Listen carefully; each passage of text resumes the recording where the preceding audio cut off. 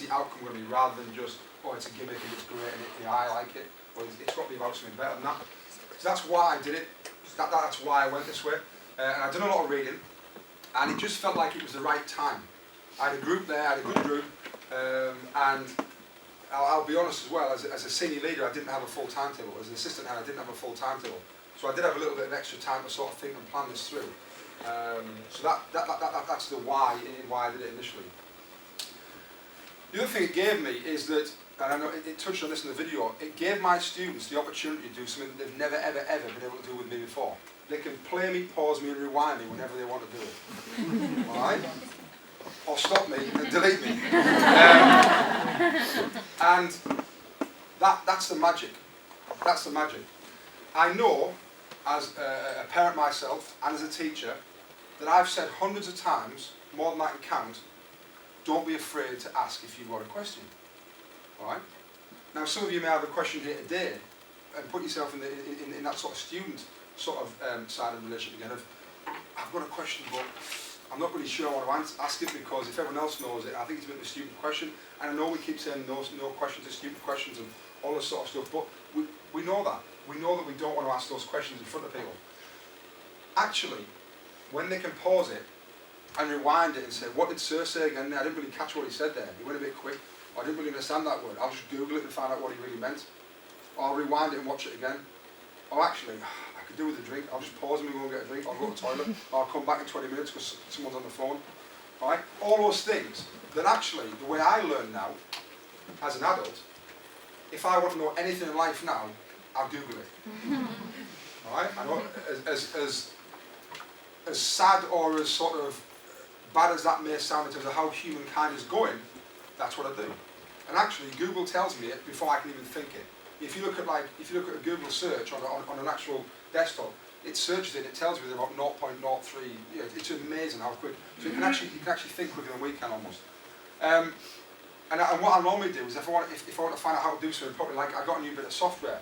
I got Camtasia, which I'll touch on later on, which is a screencasting bit of software. Fantastic, but very, very complex. And I had no idea how to use it. So I Googled it, I went on YouTube, and I watched about 15 different how-to videos, and I paused it, I stopped it, I paused it at the various point, then went on and actually tried it, and then played it again, watched the next bit. So I did all that, because that's how I learn. So if we're expecting students just to take it in a oneer with 30 other people in the classroom, then we need to think about, well, how do we learn and how do we like to learn, and why should that be any different for a student in our classroom? So they can pause me, they can rewind me, they can watch me again, they can even pause me and then Google it and find out, or speak to a, phone someone and say, did you see what Mr. Tait said at like 8 minutes 04? What did he mean? It's brilliant. The other thing that it gives me is that all of those resources that I create, the videos, are all there forever. So my lesson now, today, alright, if it wasn't being filmed or anything like that, it's gone. It's in your head, but in terms of what it was and that whole complexity, it's actually gone. It's part of history.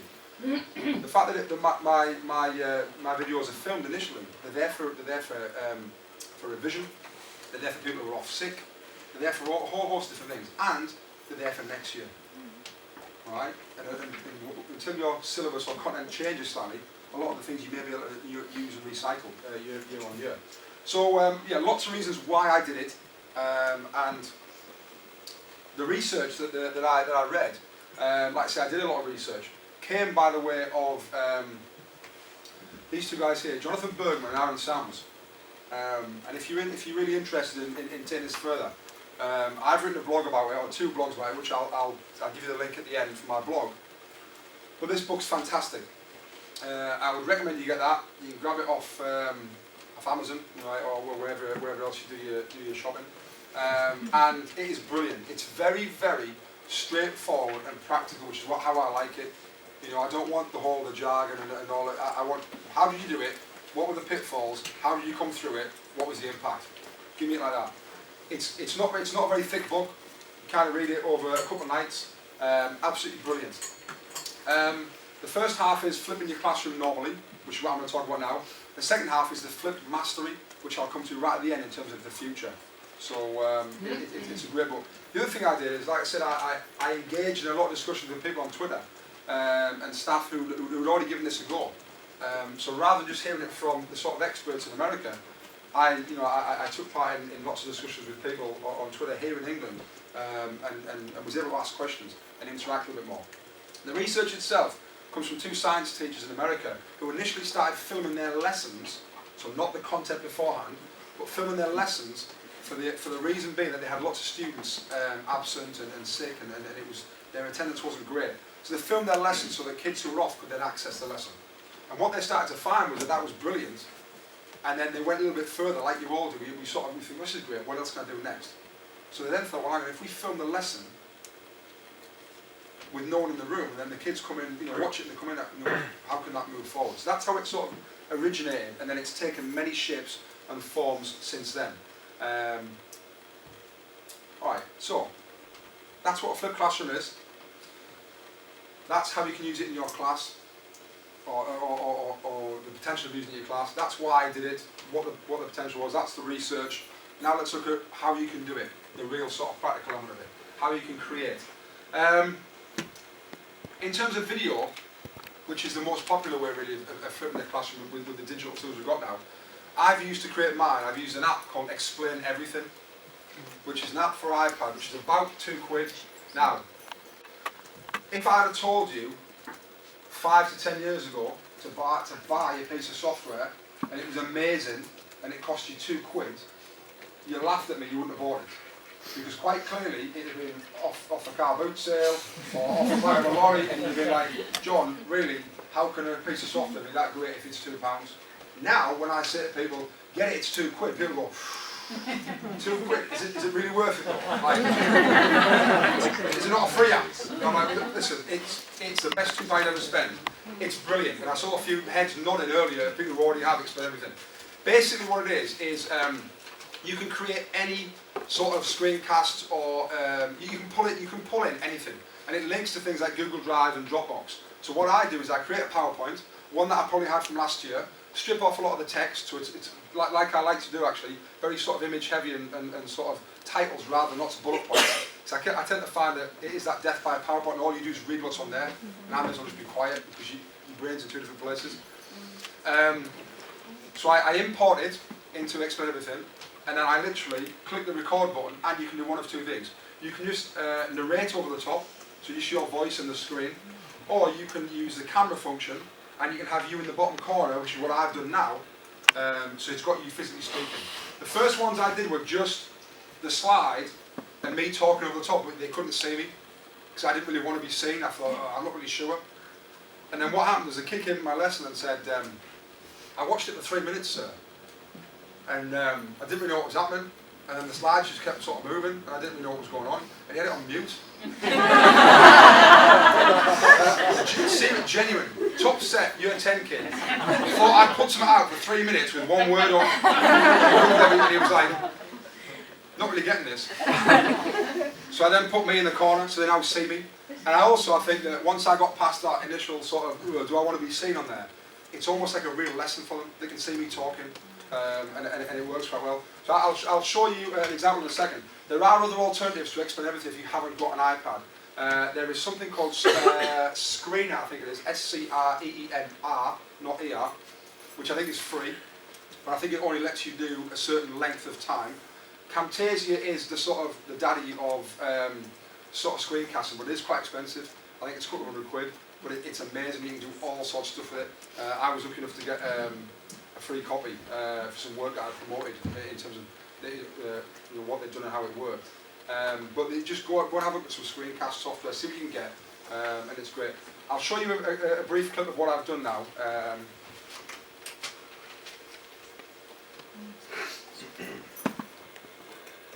Hello and welcome to the Aspects of Training lesson, which is part of the Fitness and Training module for Flip Learning and GCSE Physical Education. Right, so you've got me in the bottom corner there, in my kitchen. Alright, talking about the training sessions and warm-ups and that sort of stuff. What we're now going to look at is a specific training session. And we need to understand that every effective training session... Alright, I won't go any further there, you get the idea. And what then happens is that the first one I did was 18 minutes, because I had loads of content I wanted to do, loads of stuff, and then the whole idea of speaking to people and evaluating was I was always speaking to people on Twitter and then how's it going, and I then sent it to the video to one of the ones who've been using it and said, just have a look at this, what do you think? And he said, well, 18 minutes is way too long, John, it's way too long. I said, what about, I normally teach 50-minute lessons. And he said, listen, the day and age we're in now, everything's compartmentalised and chunked. He said, you should work on a rule of 1 minute per year group. So I was like, okay then. So I now do them as 10-minute maximum videos. And I think that initially I was like, what, 10 minutes maximum? But I think that, again, put myself in that position as a learner. If I went onto a YouTube video, as a how-to video, and I clicked on something that was like 20 minutes long, I probably wouldn't watch it. And that's the way we're at. It's a bit sad, isn't it, that we're in that digital generation of just give me it in 2 minutes. I just want to know, and I can't be bothered, or give me it in 140 characters or whatever it is. We're in that mode, and that's the way kids are. So it's no longer than 10 minutes now, which is quite nice. And it also, Alex Quigley was talking downstairs about talk less teaching and not talking less, but talking better. And I think if you frame it in 10 minutes, it really gets you in the mindset of trying to be very concise and not rambling on, but actually getting to the point and giving them it straight, which has been interesting. So yeah, they get the video, and I used to see my class only once a week. I saw 3 lessons in one day on a Tuesday, and my issue was that, well, if I tell them on a Tuesday, and I'm expecting them to do something for next Tuesday, it's too long. They're not going to do it. They're going to forget. So the VLE that we were using at school was Moodle, which was fine. It was okay, but it didn't give me everything I wanted to. So I used something called Edmodo, which some of you may be familiar with, EDMODO. And Edmodo is a free virtual learning environment, and it looks a bit like Facebook. It's quite social, so the kids like it for that reason. And the reason I went with Edmodo was not because I wanted to be a maverick and go away from my school's VLE, to the contrary, because I was driving that forward as a senior leader anyway. It was for one reason only. It has an app, and you can send notifications to the app, which was massively powerful. And this is one of the things I'll talk about later on. But the biggest problem, and the question you probably got on your heads to ask me is, well, what happens, John, if my kids don't watch the video? And I'll come on to that later on. But the Edmodo app is brilliant because on a Sunday night, or on a Friday or Saturday when I posted the video, either on a Tuesday morning, I would send a notification on Sunday night, and maybe twice on Monday, saying, don't forget to watch the video, here's the link. Right? No escaping it. So people couldn't say, oh, I didn't get it, or, actually it was there. And then what I found was out of a class of around about 20, we usually had 18 to 19 consistently every week watch the video. There's always going to be 1 or 2. Alright? No one's perfect. I'm not saying that this was a perfect model. But it really worked. But Edmodo was the thing that really hung together. So whatever your messaging system or virtual environment, whatever you've got, that's the thing that's really important that sometimes is missing. When people talk about flipped learning, it's actually how do you get the kids to watch it. And I'll come on to that a little bit later as well. So that's how you can create it. But it doesn't just have to be a video. It might be an article that they have to read. Alright? So that it might be an article that you found in a magazine or a newspaper or a book or whatever it is. Actually, they read the content before they come in. It may be that I set it for a video and some extended reading. Okay? But also, you don't have to create your own videos. YouTube is a wealth of digital information where you may find that this video is already there.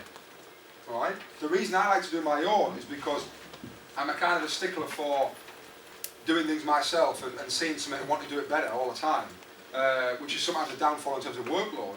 But I also think that if you've got the time, your kids appreciate you doing it for them, rather than some American guy that you've robbed off the internet that's like, well, he kind of said what I meant. Well, if it's you doing it for them, there's a bit more of a buy-in, because it's your lesson that you've personally done for them. So I found that works really well, even though it took a little bit longer. Right, so that's the content. But it's really about, the flip learning really is about what happens in the classroom.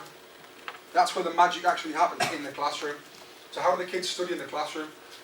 There has been some criticism that it's actually dehumanising teaching, because it's actually just going to a video and kids listen to a video and they learn off video. The argument against that is that it's actually doing more, it's doing more to humanise teaching, because I have never spent more time speaking to students and walking around the class than I do in a flip learning lesson, because I'm not stood at the front doing what I'm doing now. What I do is, they come in, we do a plenary straight away. So it's completely flipped. And it's like, right, and I can use all my great questioning skills. So as they come in, right, who watched the video? And there's generally most hands, and I'm like, no, let's be honest, who hasn't? And there's one or two, because they know they're going to get caught out with some, pause, bounce question and all this sort of stuff. Right, tell me something about the video. And someone will say something, and I'll say, right, who can add to that? Bang. Do you want to challenge that? Is that right? Was that right what you said there? Yeah, okay. Who saw something else? Who did this? What does that mean? And for 4 or 5 minutes, we fire all these ideas around, and even if the kids haven't watched the video, they're getting that coming in.